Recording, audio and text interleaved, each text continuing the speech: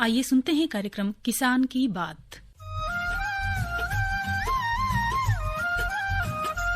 ऐसी नई नई तरकीबें अब हमको है चुननी, ऐसी नई नई तरकीबें अब हमको है चुननी। लक्ष्य हमारा हर किसान की आमदनी दुगनी, लक्ष्य हमारा हर किसान की आमदनी दुगनी। ऐसी नई नई तरकीबें अब हमको है चुननी। इस कार्यक्रम के प्रायोजक है कृषि एवं किसान कल्याण मंत्रालय, भारत सरकार।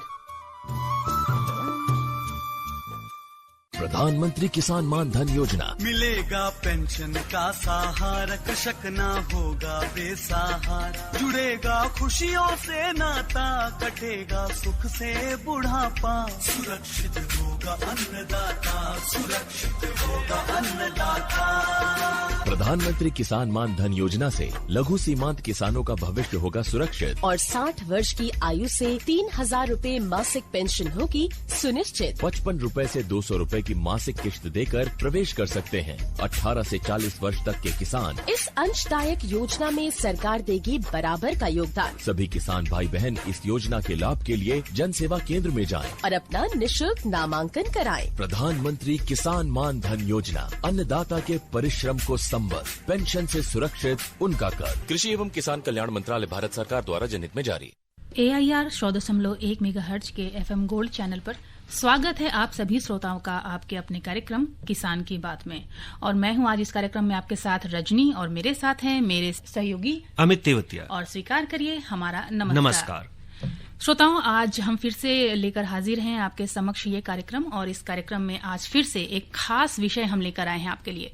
अमित जी, आज का जो विषय है बहुत ही महत्वपूर्ण है, क्योंकि आज का जो विषय है वो मुझे लग रहा है ऐसा कि खास करके युवाओं के बीच काफी लोकप्रिय होगा, क्योंकि ये जो आज हम बात करेंगे जिस फल के बारे में, वो फल जो है वो आर्थिक दृष्टिकोण से बहुत ही महत्वपूर्ण है।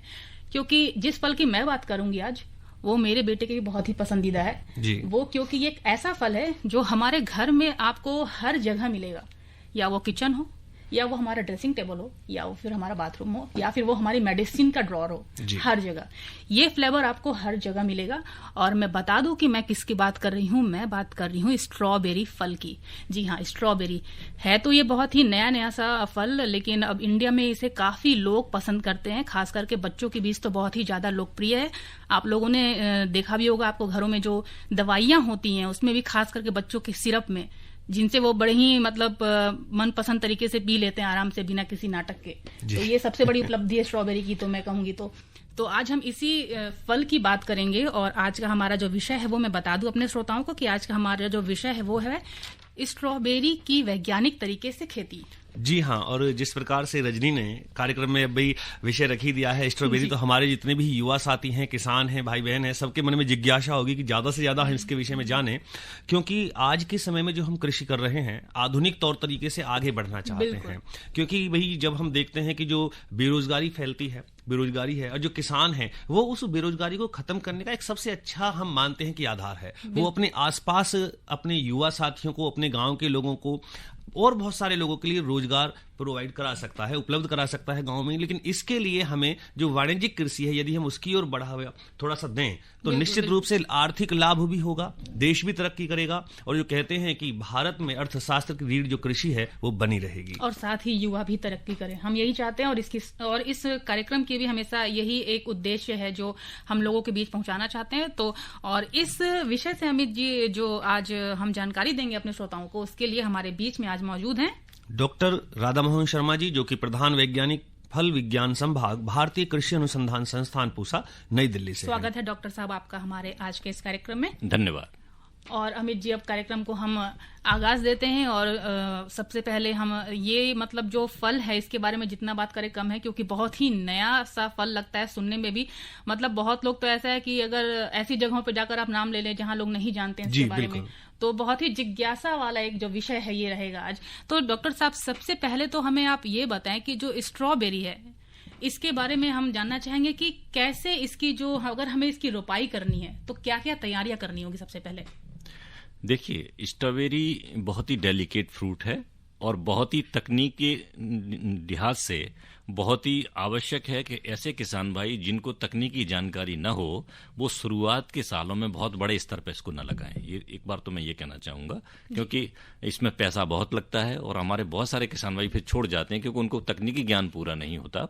इसलिए बहुत आवश्यक है कि नज़दीकी कृषि विश्वविद्यालय है, ICR है या KVKs हैं, उनमें जाके आप पहले इसकी नॉलेज लें कि इसको कैसे लगाना है, कहाँ से पौधे लाने हैं। जहाँ तक आपने बताया कि कैसे लगाना है, तो उसमें एक आवश्यक बात यह है कि इसके लिए जैसे हम गेहूं धान के लिए खेत तैयार करते हैं, इस तरह से इसको खेत तैयार करते हैं और हम 50-50 सेंटीमीटर की मेड़ बना लेते हैं जी, और उन मेड़ के ऊपर इसको लगाया जाता है लगभग 30 से 30 या 30 बाई 40 सेंटीमीटर की दूरी पे जी। चाहे लाइन से लाइन की दूरी 40 सेंटीमीटर रहे, पौधे से पौधे की 30 या 30 बाई 30 भी आप रख सकते हैं। और इसके लगाने के कई सिस्टम हैं कि जैसे हमारे कुछ ऐसे किसान भाई जिनके पास पैसा नहीं है तो वो अपना पौधा लगा के उसके नीचे धान का पुआल बिछा सकते हैं, क्योंकि इसमें मल्च बहुत जरूरी है, क्योंकि फल जो है पौधा छोटा होता है और फल जो है जमीन पर रखा रहता है। तो ऐसे केस में आपका फल जमीन पे न रहे तो जो हमारे छोटे किसान हैं जिनके पास मल्च का पैसा नहीं है तो वो धान का पुआल, सूखी घास कुछ भी यूज कर सकते हैं उसके लिए। दूसरा तरीका है कि हम इसको पॉलीथीन शीट पे लगाते हैं जी। पॉलीथीन शीट पे लगाने के कई फायदे हैं कि एक तो खरपतवार उस खेत में नहीं उगते, दूसरा हमारा फल जो होता है पॉलीथीन के ऊपर रहता है तो वो सड़ता भी नहीं है। तो इसमें सबसे आवश्यक बात यही है कि आप मल्च का जरूर प्रयोग करें ताकि आपका जो खरपतवार पे पैसा खर्च होना है वो भी कम रहे, और लगभग एक कनाल में जो टोटल खर्चा है लगभग 20 से 25 हजार का आ जाता है जी जी। तो डॉक्टर साहब ये तो भाई जानकारी बहुत विशेष रही। सवाल रजनी ने किया और हम चाहते हैं कि जो हमारे साथी हैं वो भी हमारे कार्यक्रम में शामिल हों, उनके लिए भी हम फोन नंबर बताते हैं कि उन्हें भी भाई जैसे हमारे मन में जिज्ञासा है उनके भी प्रश्न होंगे और वो सोच रहे होंगे कि भाई मेरा प्रश्न जो है डॉक्टर साहब तक कैसे पहुंचे और कैसे उसका जवाब मिले। तो रजनी हमारे अपने सभी श्रोताओं का नंबर भी बता दें। तो आज हमारे श्रोता हमसे जुड़ सकते हैं। हमारा फोन नंबर है 23421608 और जो दिल्ली के बाहर के श्रोता हैं वो STD कोड लगाना ना भूलें 011 नंबर एक बार फिर से सुन लें 23421608। तो हमारे संपर्क में रहिए और आप अपनी जो जिज्ञासा है स्ट्रॉबेरी को लेकर वो अपनी आप पूरी कर सकते हैं, क्योंकि हमारे बीच विशेषज्ञ मौजूद हैं आप ही के लिए। तो हमें कॉल जरूर करें, हमें इंतजार रहेगा। डॉक्टर साहब बात हो रही थी जब स्ट्रॉबेरी की रोपाई की, तो साथ में हम ये भी आप हमें बताएंगे कि और हमारे श्रोताओं को भी कि क्या मिट्टी के लिए भी कुछ तैयारी करनी पड़ती है इसकी, कैसी मिट्टी जरूरी है इसके लिए? देखिए, मिट्टी और पानी, चाहे वो कोई फसल आप लगा रहे हों, दो की गुणवत्ता बहुत अच्छी होनी चाहिए और ये फसल विशेष है। तो मैं ये कहना चाहूँगा कि मिट्टी का जो pH मान है वो हल्का सा एसिडिक रहे, अम्लीय रहे। 5.5 से 6.5 का pH इसके लिए उत्तम माना जाता है। और सैंडी लोम सॉइल इसके लिए यूज करें, लोम या सैंडी लोम सॉइल। बहुत भारी जमीनों में इसको न लगाएं ताकि पानी अगर ज्यादा रहेगा तो मिट्टी हो तो ज्यादा जड़ के सड़ने का खतरा बढ़ जाता है। और जो नमक है जी मिट्टी में, जिसको हम कहेंगे सैलिनिटी, तो सैलिनिटी का लेवल कम रहना चाहिए, 1 डेसीसीमेंट से पर होना चाहिए, क्योंकि इसको जो है पानी में अगर नमक ज्यादा है तो पौधे आपके जल सकते हैं जी। तो ये, और क्योंकि ये बहुत उथली जमीन में भी हो सकती है। इसके साथ ये है कि इसकी जो जड़ें होती हैं वो 6 इंच ऊपर जो जमीन है बस उसी में रहती हैं, ज्यादातर जड़ें उसी में रहती हैं। तो अगर आपकी जमीन उथली भी है, गहराई ज्यादा नहीं है, अच्छा हम उत्पादन ले सकते हैं, तब भी हम अच्छा उत्पादन ले सकते हैं। लेकिन इसके साथ हमें एक चीज ध्यान रखनी है कि क्योंकि इसकी जड़ें ऊपर रहती हैं जमीन में, तो उसमें पानी थोड़ा चाहिए होता है, लेकिन बार बार चाहिए होता है। तो इस बात का ध्यान रखें। तो डॉक्टर साहब ये तो जानकारी रही कि भाई हम जो मिट्टी है वो किस प्रकार की हो जिससे हमारे किसान भाई अच्छा उत्पादन ले सकें। और जिज्ञासा हमारी बढ़ती जा रही है कि जब मिट्टी भी भाई बहुत हमें ज्यादा गहराई में इसको नहीं बो सकते हैं, मल्चिंग इसके लिए होना चाहिए। और एक श्रोता हमसे लाइन पर जुड़ रहे हैं, इनसे बात करते हैं। हेलो जी, तेवतिया जी, नमस्कार सर। नमस्ते सर। हाँ जी, कहाँ से बोल रहे हैं सर? अपना प्रश्न पूछिए, नाम बताइए और प्रश्न पूछिए सर। दिल्ली से बात कर रहा हूँ, भारत भूषण सर। जी भारत भूषण जी, प्रश्न पूछिए। ये प्रश्न तो सर जैसे कि रजनी मैडम ने भी बोला है कि ये काफी एक नया सफल है जी। और दूसरी चीज ये साथ साथ आपने भी जोड़ ही दिया कि सर उपयुक्त जलवायु, खेती की तैयारी कैसे हो, तकनीकी जानकारी कैसे प्राप्त की जाए, सर ने बताया भी जी है। सर, जी सर। लेकिन जिस क्षेत्र विशेष की जलवायु इसके फसल के लिए अनुकूल है जी, उस क्षेत्र में ही पूसा के जो संस्थान हैं थोड़ा सा जानकारी कैसे प्राप्त किया जाए और उनको तकनीकी ज्ञान किसान भाइयों को या बहनों को कैसे दी जाए, इस बारे में डॉक्टर साहब से मेरा प्रश्न है। धन्यवाद। बिल्कुल जी भूषण जी। डॉक्टर साहब, जहां तक तकनीकी जानकारी की बात है तो मैं ये हमेशा कहता हूं कि जो किसान पहली बार स्ट्रॉबेरी लगाए वो या तो उस क्षेत्र के किसी प्रोग्रेसिव किसान की अपना संपर्क रखे या कृषि विज्ञान केंद्र जो हैं हर डिस्ट्रिक्ट में बने हुए हैं वहां से संपर्क स्थापित करे। जो भी कृषि विश्वविद्यालय हैं वहां बागवानी जो डिपार्टमेंट है वहां से आप कर सकते हैं या हमारे पूसा से भी कर सकते हैं। पूसा में फल विज्ञान है, आपको जो कोई जानकारी चाहिए हो आप वहां संपर्क कर सकते हैं। इनके नंबर्स, टेलीफोन नंबर्स जो हैं वो वेबसाइट पे आपको अवेलेबल रहेंगे। हेड HOD का नंबर अवेलेबल रहेगा, तो आप वहाँ फोन करके भी कर सकते हैं और व्यक्तिगत तौर पर भी आके कर सकते हैं। और जहां तक आपने जलवायु की बात बताई कि ये फल थोड़ी सी ठंडी जलवायु में होता है, तो वैसे पहाड़ी फल है, लेकिन चंडीगढ़, दिल्ली और आपका अब तो बिहार में भी लोग इसको लगा रहे हैं, उत्तर प्रदेश में भी लगा रहे हैं, राजस्थान में भी लोग लगा रहे हैं और महाराष्ट्र में तो उन्होंने बहुत अच्छी तरह, सबसे ज्यादा अगर इसको एक्सप्लॉइट किसी ने किया है तो महाराष्ट्र के जो महाबलेश्वर एरिया है उन्होंने किया हुआ है और उन्होंने उसका GI लिया है और थोड़ी सी मात्रा में वहां से स्ट्रॉबेरी को वो आप एक्सपोर्ट करना भी शुरू कर रहे हैं। जी जी, ये तो बहुत ही अच्छी बात है अमित जी कि यहाँ के लोग भी इतने सजग हो रहे हैं इस तरह की फलों को लेकर। बहुत ही अच्छी बात है। डॉक्टर साहब, बात हो रही थी कि भाई इन्होंने एक और प्रश्न किया था साथ में कि क्षेत्र, ये भी जानना चाह रहे हैं कि किस किस क्षेत्र में, भारत में स्पेशली सर, कि किन किन क्षेत्रों में इसको लगाना चाहिए या लगा सकते हैं। हाँ, मैंने बताया उनको कि आपका पंजाब में बहुत अच्छी स्ट्रॉबेरी लोग ग्रो कर रहे हैं, हरियाणा में लगा सकते हैं, उत्तर प्रदेश में लगा सकते हैं और अब तो किसान बिहार में भी लगा रहे हैं, राजस्थान में लगा सकते हैं इसको और महाराष्ट्र में लोग लगा रहे हैं। तो अब जो जहाँ थोड़ी सी ठंडक रहती है सर्दियों में वहां पे आप इसको लगा सकते हैं। और मौसम का भी ख्याल रखना है अमित जी। रजनी, यहाँ जो डॉक्टर साहब बताए भाई पूरे उत्तर भारत के जो स्टेट्स हैं वो ले लिए हैं, लेकिन क्या ऐसा है कि हमें विशेष क्षेत्र के लिए कोई विशेष किस्म चुननी है, इस पे हमें ध्यान देना है या कोई भी किस्म हम कहीं भी लगा सकते हैं? डॉक्टर साहब, ज्यादातर देखिए कुछ दिनों पहले तक, अभी 8-10 साल पहले तक एक ही किस्म लगाते थे, वो थी चांडलर जी, और थोड़ा बहुत दूसरी प्रजातियां थी जैसे गोरिल्ला है, वेल्लू भी है। लेकिन अब आजकल जो है ट्रेंड बदल गया है। आजकल ज्यादातर लोग चाहे वो पहाड़ी क्षेत्रों में जाएं या मैदानी क्षेत्रों में लगाएं, वो कैमारोजा नाम की प्रजाति है उसको बहुत ज्यादा लगा रहे हैं। कैमारोजा है, विंटर डान है, एक बहुत नई प्रजाति आई है नबीला जी। इसके साथ साथ अगर आप गर्म क्षेत्र में लगा रहे हैं तो अच्छी मिठास के लिए पहले एक स्वीट चार्ली वैरायटी होती थी, अब स्वीट सेंसेशन भी एक आ गई है। तो स्वीट सेंसेशन या स्वीट चार्ली अगर वो अपने गर्म इलाके जैसे यूपी का इलाका है अगर यहाँ लगाएंगे तो उसमें मिठास जो है ज्यादा रहती है। बिल्कुल भाई, कैमारोजा, स्वीट चार्ली है ना, अलग अलग तरीके की किस्में डॉक्टर साहब ने बताई। तो यहाँ डॉक्टर साहब जब आप कह रहे हैं कि भाई हम इन्हें लगा सकते हैं किस्मों को, लेकिन अब वही फिर किसान की बात रहेगी कि ये मिले कहाँ से? हम जैसे कि भाई नर्सरी तैयार करनी है या बीज की बात है या हमें पौधे लेने हैं, हम इन्हें कहाँ से प्राप्त कर सकते हैं? देखिए, इसका पौधा जो है काफी महंगा आता है जी, और इसमें दो तरह के पौधे आते हैं। एक तो वो पौधे जो फील्ड में ही बनाए जाते हैं, एक वो पौधे जो टिश्यू कल्चर से बनाए जाते हैं जी।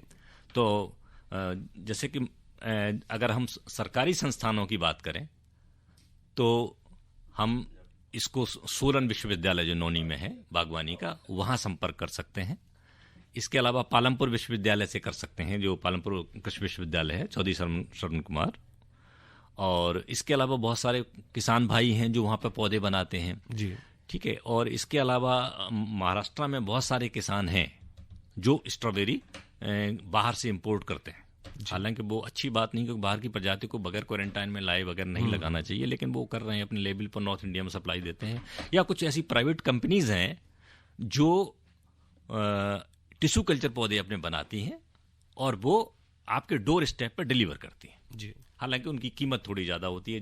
जो पौधा खेत में बनाया जाता है उसकी कीमत 3 रुपए, 4 रुपए, 5 रुपए होती है, लेकिन उनकी कीमत 9 से लेकर 18 रुपए प्रति पौधा होती है जो टिश्यू कल्चर्ड प्लांट होता है। तो डॉक्टर साहब, ये तो जानकारी रही कि हमारे जो किसान भाई बहन हैं वो कहाँ से पौधे प्राप्त कर सकते हैं या किस प्रकार से अपनी नर्सरी तैयार करके उसका रोपण कर सकते हैं।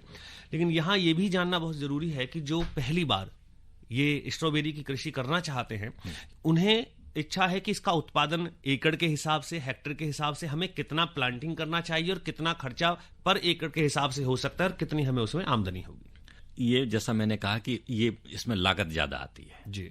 और मैं ये कहूंगा कि ऐसा कोई किसान भाई जो पहली बार स्ट्रॉबेरी लगा रहा हो वो बहुत बड़े क्षेत्र में न लगाए, 1 एकड़ में न लगाए, उसको नुकसान हो सकता है। क्योंकि जब तक आपको उसके क्रॉप के व्यवहार से आप चिर परिचित नहीं है तब तक जो है क्योंकि मैंने आपको बताया कि अगर आप जो है 7 रुपए 8 रुपए का एक पौधा लाते हैं, मतलब एक कनाल में भी अगर आप लगाते हैं 120 हेक्टेयर में, तब भी उसमें कम से कम 4000 पौधा लगता है। मतलब एक हेक्टेयर में 80,000 पौधा लगता है।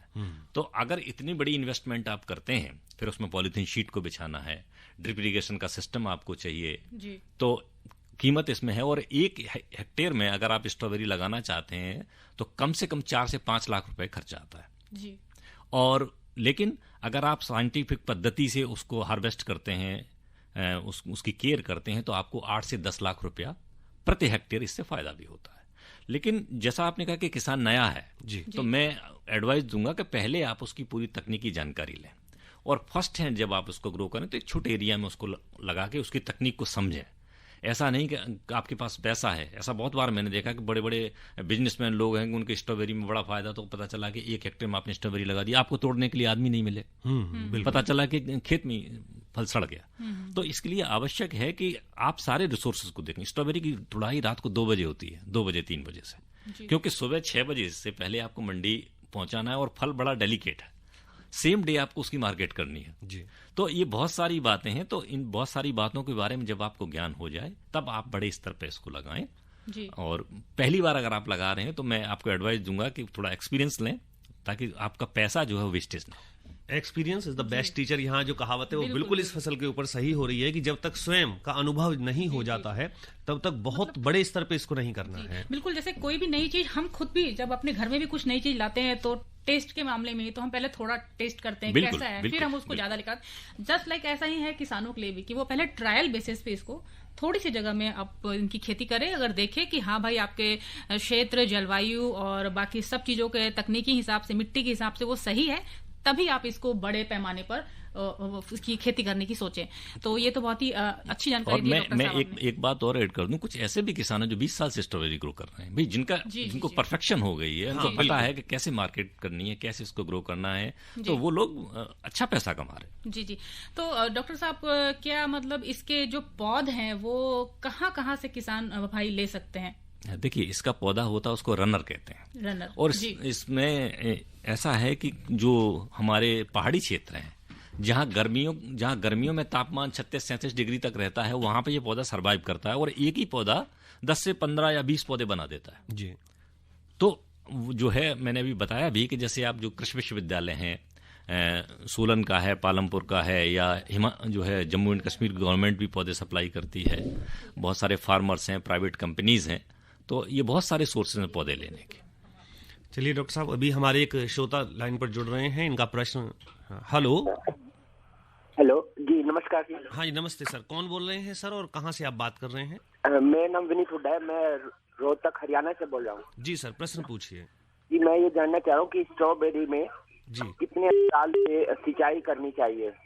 जी, कितने अंतराल से सिंचाई करनी चाहिए? जी हाँ, देखिए ऐसा है कि स्ट्रॉबेरी में अगर आप ड्रिप सिस्टम पे चला रहे हैं और ड्रिप के साथ तो उसमें फर्टिलाइजर भी दे रहे हैं, एक अच्छी बात ये होती है कि अगर आपको लगाना है उच्च तकनीक से, और कुरुक्षेत्र में तो पिछले 20 सालों से लोग इसको लगा रहे हैं, बहुत सारे किसान ऐसे हैं हरियाणा में जो लगाते हैं।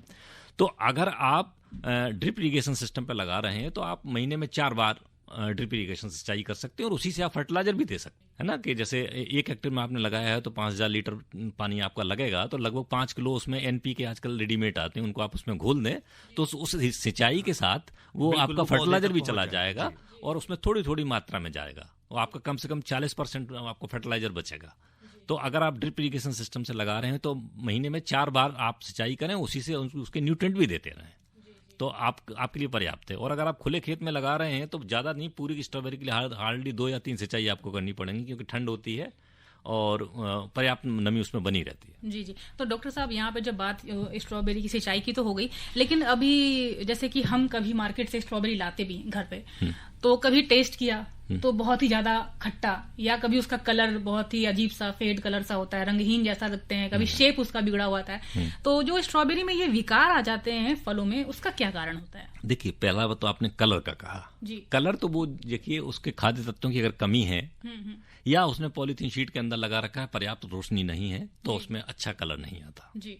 दोनों बातें हैं कि पोटास की कमी हो जाएगी तो अच्छा कलर डेवलप नहीं होगा, या उसको छाया में अगर आप लगाएंगे तो उस पर कभी अच्छा कलर डेवलप नहीं हो सकता। पहली चीज। दूसरी चीज ये है कि ये फल जो है नॉन क्लाइमेक्टिक फल है। इस कैटेगरी के फलों को पूरा पकने के बाद ही तोड़ा जाता है। कम से कम 75% तो कम से कम उस पर कलर आ गया हो तभी तोड़ें। कई बार किसान उसको जल्दी तोड़ लेते हैं, इसलिए भी कलर डेवलप नहीं हो पाता है। तो ये समस्या रही। दूसरा, जहां फल विकार आपने कहा, तो इसमें दो समस्याएं हैं, क्योंकि इसमें परागण जो है मधुमक्खी से होता है। और जितनी बार मधुमक्खी उस फूल के ऊपर जाएगी उतना ही बड़ा फल का साइज होगा। तो अगर वहां पे मधुमक्खियां नहीं हैं या बिल्कुल पीक ठंड में उसकी फ्लावरिंग हो रही है, टेम्परेचर 10 से नीचे कम है, मधुमक्खी अपने छत्ते से निकल नहीं रही है, तो उसमें फल का विकार आ जाए। ठीक है। या बहुत ज्यादा ठंड होगी तो फल के टिश्यू डैमेज हो जाएंगे, उससे भी विकार आ जाएगा। तो ये 3-4 वजह हैं जिससे फल में डिफॉर्मिटी आती है। यानी कि किसान की तो मेहनत है ही है, इसके साथ अगर प्रकृति भी साथ दे, जैसे मधुमक्खियों की बात की, तो भाई और ज्यादा हम इसमें अच्छा उत्पादन ले सकते हैं। एक अभी हमारे जो है कॉलर लाइन पे है। हेलो। सिंचाई करते वक्त पौधों के पत्ते पीले हो जाते हैं जी, ये पानी की कमी होती है या पानी ज्यादा हो गया या उर्वरक की कमी होती है, ये जानना चाह रहा था। नहीं, इसमें दोनों बातें हो सकती हैं। देखिए, पानी इसमें थोड़ा दिया जाता है। हमने पहले कहा कि इसकी जड़ें जो है बिल्कुल ऊपर हैं, ऊपर के 6 इंच मिट्टी में ही सारी जड़ें हैं, तो उसको आप बहुत ज्यादा भरे नहीं, बस उसकी जड़ तक नमी उसकी पहुंच जाए। ठीक है। और जो पत्ते पीले पड़ने की वजह आपका न्यूट्रिएंट भी हो सकता है, अगर आपने खाद्य तत्व उसमें प्रॉपर नहीं दिए। मैं आपको बता दूं कि इसको 2 तरीके से लगाते हैं। एक तो आप रासायनिक उर्वरकों के बेस पे लगाते हैं, जिसमें इसके लिए 150 किलोग्राम नाइट्रोजन, 80 किलोग्राम फास्फोरस और 45 किलोग्राम पोटास की जरूरत होती है। तो या तो आप इसको सॉइल में दें, या इसको ड्रिप इरिगेशन से देना है तो आप उसको ड्रिप इरिगेशन से दें। तो ये दोनों ही तरीके हैं उसके लिए कि आप उसको कैसे लगाना चाहते हैं। जी डॉक्टर साहब, कभी कभी ऐसा भी होता है कि जैसे पौध से पौध की दूरी भी अगर मेंटेन ना करे किसान, तो भी पोषक तत्वों की कमी हो जाती है, उस वजह से भी क्या फलों में विकार आ जाते हैं? बिल्कुल बिल्कुल। इसके लिए मिनिमम 30 सेंटीमीटर इंटू 30 सेंटीमीटर की हम वो रखते हैं, या ज्यादातर थोड़ा स्पेस लगाना चाहते हैं तो पौधे से पौधा 30 और लाइन से लाइन 40, ये हमें ध्यान रखना चाहिए। अब और भी ये कार्यक्रम जारी रखेंगे आगे हम, अमित जी। तो फिलहाल वक्त है एक अंतराल का, तो आइए लेते हैं अंतराल।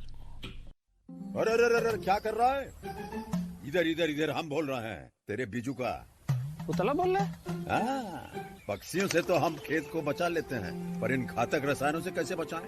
मतलब? देख बेटा, तू जो ये अंधाधुंध रसायन मिलाता है ना, मिट्टी की सेहत बिगड़ने लगी है। और जब माटी ही कमजोर पड़ जाएगी तो उपज कैसे सेहतमंद होगी? अरे पहले ऐसा नहीं था। पूछना अपने बड़े बुजुर्गों से, कैसे फसल लहलहाती थी, शुद्धता झलकती थी। हाँ, माटी भी तंदुरुस्त और लोग भी। अरे पहली वाली बात कहाँ?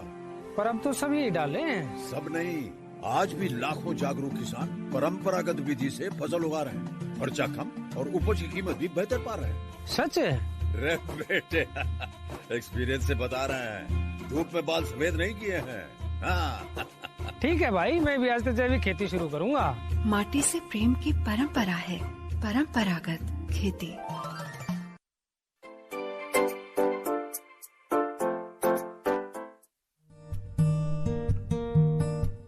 मारुत ड्रोन्स ये ऐसा स्टार्टअप है जो ड्रोन तकनीक के माध्यम से कृषि और दूसरी सेवाओं को नई ऊंचाइयां दे रहा है। और इस सब के पीछे है प्रेम कुमार विसलावत। इनके ड्रोन खेती को टिकाऊ, लाभकारी और किसानों के लिए सुरक्षित बना रहे हैं। मारुत ड्रोन्स ने मुख्य रूप से 4 तरह के ड्रोन तैयार किए हैं। एग्रीकॉप्टर बेहद सटीकता के साथ फसलों पर कीटनाशक और दूसरे छिड़काव करता है। हेलीकॉप्टर चालक की नजरों से दूर जाकर भी चिकित्सा सामग्री पहुंचा आता है। दुर्गम परिस्थितियों में इस तरह के ड्रोन बड़े काम आते हैं। वहीं सीड कॉप्टर वन क्षेत्र में नए पेड़ लगाने का काम कर रहा है। बस आपको मिट्टी के गोले बनाकर उनमें बीज रखने हैं। जैप एक मच्छर मार ड्रोन है जो मच्छरों की कॉलोनी में जाकर उनका सफाया करता है।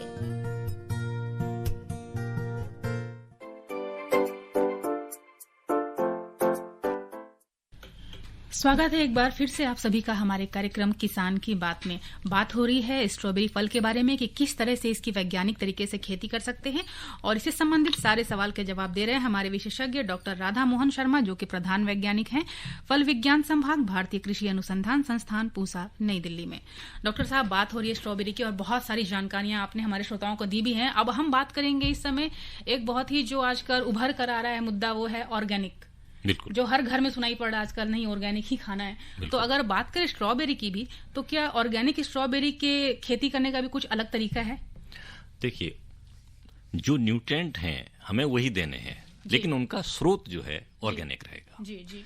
क्योंकि अगर आप अपने खेत में, क्योंकि परंपरागत खेती जैसे भारत सरकार की स्कीम भी है, तो इसमें क्या है कि अगर आप ऑर्गेनिक खेती करना चाहते हैं तो आप प्रति हेक्टेयर 72 टन प्रति हेक्टेयर के हिसाब से अगर आप उसकी जो है गोबर की खाद देते हैं तो आप ऑर्गेनिक खेती कर सकते हैं। या इसके अलावा अगर आपको वर्मी कंपोस्ट देनी है तो वो 24 टन प्रति हेक्टेयर अगर आप अप्लाई करते हैं तो उसको उतने न्यूट्रिएंट्स मिल जाएंगे और आप ऑर्गेनिक खेती कर सकते हैं, जिसका कि आजकल बहुत ट्रेंड है। इसके अलावा बहुत सारे ऑर्गेनिक सोर्स हैं, जैसे सूबबूल की पत्तियां हैं, उनका भी आप इस्तेमाल कर सकते हैं। 18 से 20 टन पर हेक्टेयर के हिसाब से अगर उनकी पत्ती की खाद अगर आप उसमें मिलाते हैं तो जो है ऑर्गेनिक स्ट्रॉबेरी को पैदा किया जा सकता है। तो डॉक्टर साहब, ये बात रही कि हम किस प्रकार से स्ट्रॉबेरी का जो है ऑर्गेनिक फार्मिंग करके भी अच्छा उत्पादन ले सकते हैं। और वैसे भी आज के आधुनिक युग में यदि हम तौर तरीके से कृषि को करें, जब भी हम अच्छा उत्पादन ले पाएंगे, जो लागत मूल्य है वो कम रहेगा और हमारा जो युवा है वो निश्चित रूप से इसमें भी लाभ कमा पाएगा। हम आपसे चलते चलते एक ये प्रश्न पूछना चाहते हैं कि जो अब हमारी स्ट्रॉबेरी तैयार है, हमने की है, मेहनत की है और प्रोडक्शन भी अच्छा हुआ है, अब उसके लिए जो बाजार है वो कहाँ कहाँ हमें उपलब्ध हो सकता है? देखिए, मैं फिर कहूंगा कि जो किसान भाई, ऐसे किसान भाई जो स्ट्रॉबेरी को बड़े स्तर पर लगा रहे हैं, पहले वो अपनी मार्केट को जरूर स्टडी करें, कितनी दूर आपसे मार्केट है। क्योंकि हम ये कहते हैं इसकी लाइफ बहुत कम होती है, तो अगर आप खुद बेचना चाहें तो नहीं बेच सकते, आपकी मंडी आपसे नजदीक होनी चाहिए, जितना अर्ली आप इसको डिस्पोज ऑफ कर पाएं। तो और या आप डायरेक्ट कॉन्टैक्ट होटल्स या जो फ्रूट सेलर्स हैं उनके साथ रखें कि अपना प्रोडक्ट दिया और उनको डिस्पोज ऑफ कर। कहने का मतलब खेत से सीधे मंडी तक। बिल्कुल बिल्कुल जी। तो डॉक्टर साहब, बहुत ही अच्छी जानकारी हमारे श्रोताओं को दी आपने और इसके लिए आपका धन्यवाद। और अमित जी, अब वक्त हो रहा है कि हम इस कार्यक्रम को अलविदा कहें, तो अब सभी श्रोताओं को हमारा नमस्कार। इस कार्यक्रम के प्रायोजक थे कृषि एवं किसान कल्याण मंत्रालय, भारत सरकार।